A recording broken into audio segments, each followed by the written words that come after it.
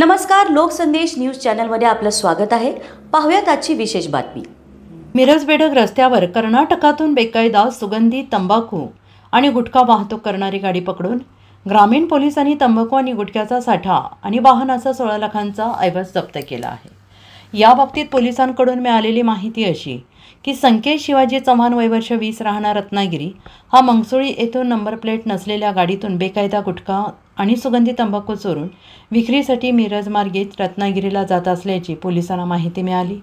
बेडग आडवा रस्ता येथे कर्नाटकातून येणाऱ्या वाहनांची तपासणी सुरू केल्यानंतर काळ्या रंगाची नंबर नसलेली गाडी बेडगकडून येताना दिसली। वाहन चालक संकेत शिवाजी चव्हाण यांच्याकडे वाहन चालवण्याचा परवाना आणि वाहनाची कागदपत्रे नव्हती।